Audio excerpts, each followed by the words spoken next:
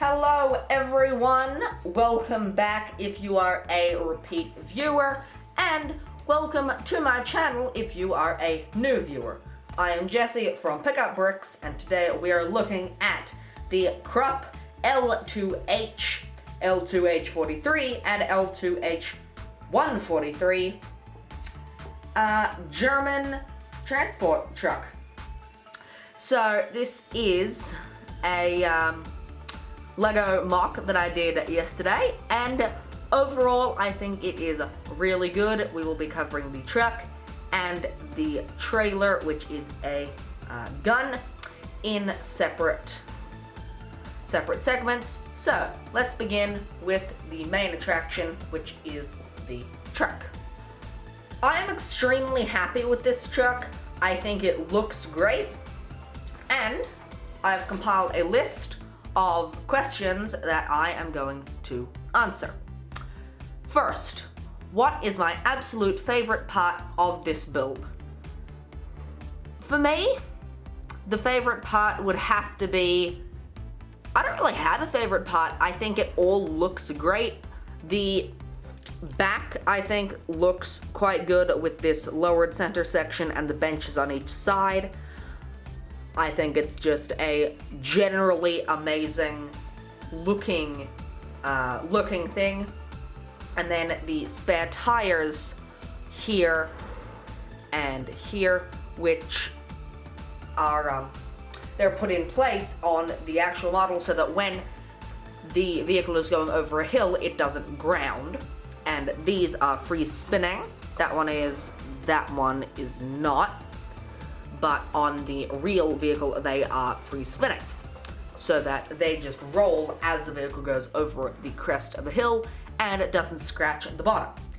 Let's get on to the next question. What is my absolute least favorite part of this build?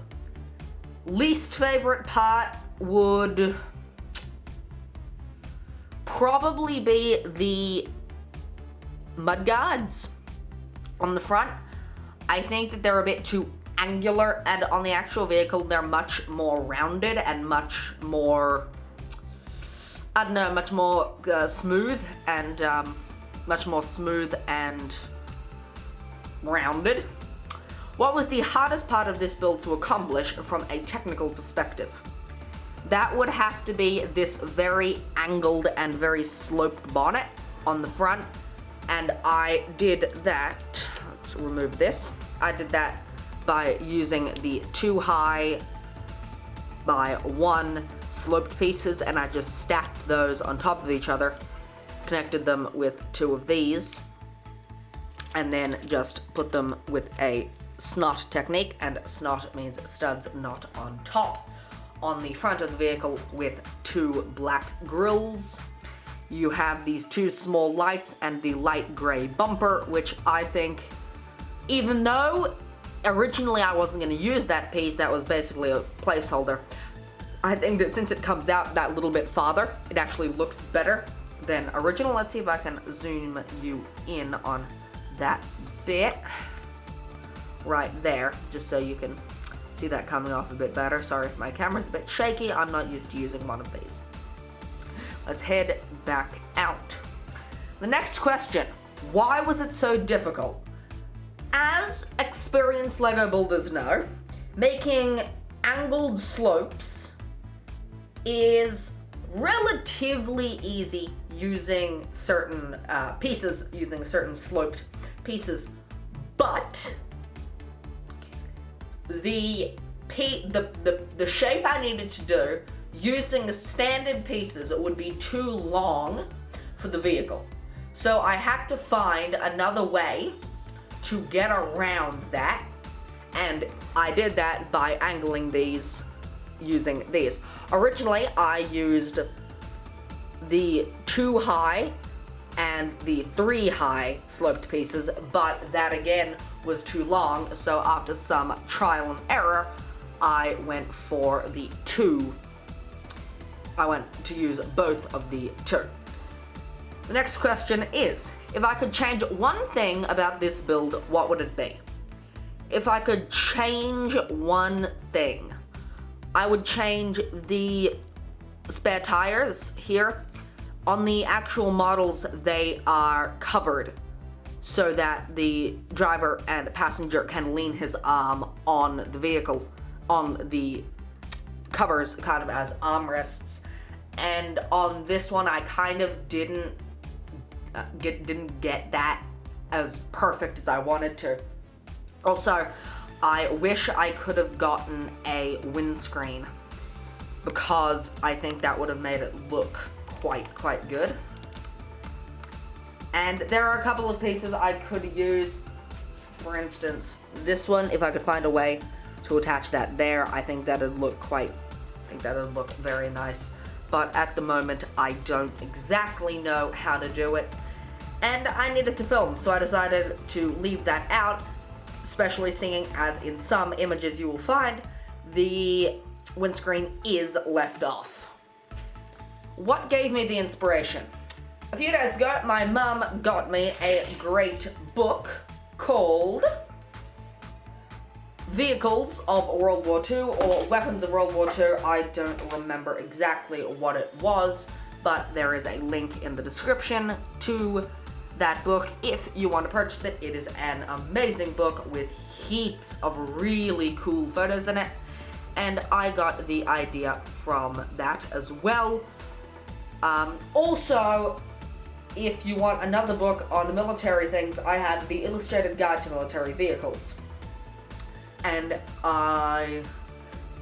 there's a link in the description to that one as well. I was just hesitating because I was trying to remember if it was on Amazon or not. So get that. That is a very nice book. And it has, again, heaps of images of super cool military vehicles. Why this color, and was this your first choice? I went for the tan and dark tan because A, I have a lot of them, B, these vehicles were used in North Africa, and C, the original variant was in a mix of green, swamp green, and brown. And I don't know if you have the same problem I do, but my brown is so brittle. It seems like every brown piece I get breaks. Also, LEGO doesn't produce many green and swamp green pieces in the shapes I needed, so I went for tan because I like tan. And also, one of my viewers commented on my Tumblr video, link in the description, that he liked the desert camo. So I went for that as well. Let's remove my minifigure and have a look in the cab. Welcome to the cab section. I think that the cab looks very nice. You have a tan colored bench seat which can go forward. I don't really know why you'd want it to go forward, but it does. The steering is extremely simple, with a gear stick and a steering wheel making up the entire thing. And then behind this you have a 2-stud wide space, and then the kind of curvy bits over the side wheels. That's really all I have to say on this subject. So, let's get back to a more logical position than all the way up here. The final question is, what mods do I want to make immediately after filming? I would like to, let me just lower you. I would like to modify it so that the back area can be lifted off, and then build multiple other backs that I can just slot on top. I have done that before. It takes a little bit of work, and if I do make those modifications, I will be doing another video on the backs I will do. So there you have it. This is the Krupp 1.5 ton light military truck from World War II German Army. I love it. I think it looks super cool. I think that bonnet angle is really nice. I'm happy with the size. This is just it compared to a minifigure. And then the benches in the back can be used for troop carrying, and let me just, sorry, that's not zooming in, but you can see that's a pretty good height for it. So if you are doing a, if you're doing a World War II military scene, I think that this truck is probably one of the best you could do. I love it. I hope you love it. The back is surprisingly roomy. You could fit a lot of stuff in there. This is just some wheels. So you could fit a lot of stuff in here. And then of course, because it's Lego, do your own modifications. Don't do exactly what I've done if you want to make it. Do whatever you want to do to match this thing to your build. But we have not covered the tank. Not tank, the gun. So we shall cut to that right now. I feel I could have done a little better with this gun. It just seems a bit crude, if that's the right word. The wheels, I know I could have done better. I would have liked to do these wheels, these thinner ones. They just seem a bit more of that era. But I don't have many of those, and I couldn't find a second one. Other than that, I think this is a really great build. And then you can just see that is inset. That gun area is inset, and there is a hole there for loading, even though it doesn't load. The gun itself can angle up and down, and then these gun protections can also be moved. And then some of my observant viewers might have seen the hinges, and that is because these can butterfly out for stability, and that is what the guns in World War II actually did. That just gives them a bit more oomph and stability, so that when the recoil comes, you have more room to stop yourself going backwards with. So, what is my absolute favorite part of this build? Probably this loading carriage. I know you can't see it very well, but I think it just looks so cool. Also, these, it's a very close call between the loading area and these movable support struts. What is my absolute least favorite part of this build? I think I could have done better overall, especially in the wheel area. So for my absolute least favorite part, I'd probably say the tires. What was the hardest part of this build to accomplish from a technical perspective? The gun itself, this area was quite hard just to get the sizing right, get the movable parts right, and also make it high enough for it to look realistic, but low enough for it to not look ridiculous. For it to look realistic. So it was a very even, I think I got a very good balance between the two. Why was that so difficult?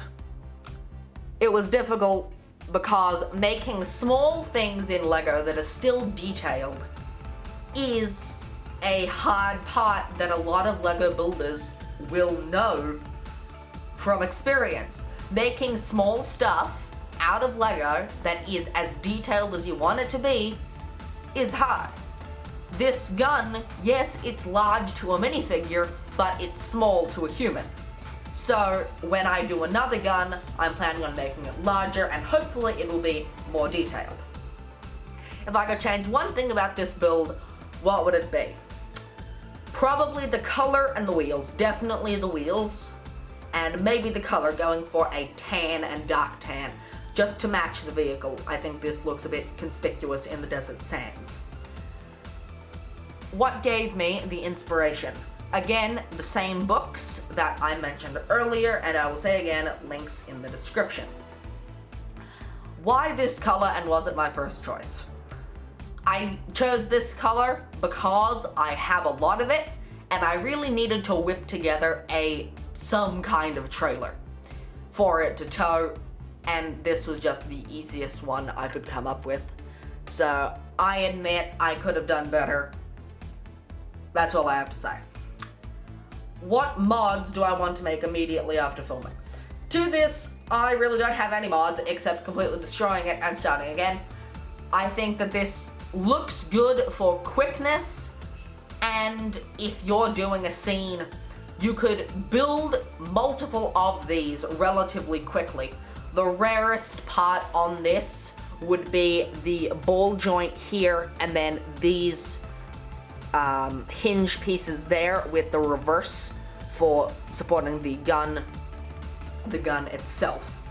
So you can do whatever you want to that. And then also, I don't really like the black ring in there, but that was kind of necessary. And then I do like the range of articulation in this. You could practically do a mortar with this, launching it high and far. And then if you put the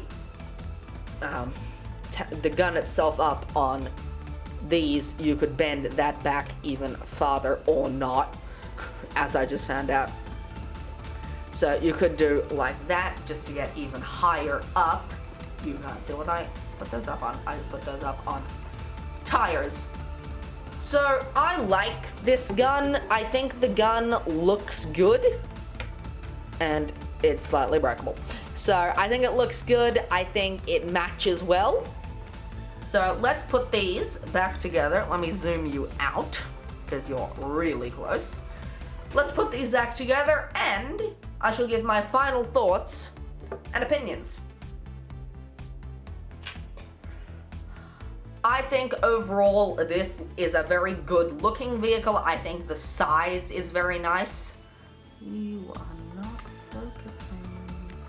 I think the size is very nice. I think everything matches quite well. I'm sorry this is not focusing. That just kind of irks me. I think the size is very good. I think I like everything about it. So, they're my final thoughts. Thank you for watching. I will see you next time.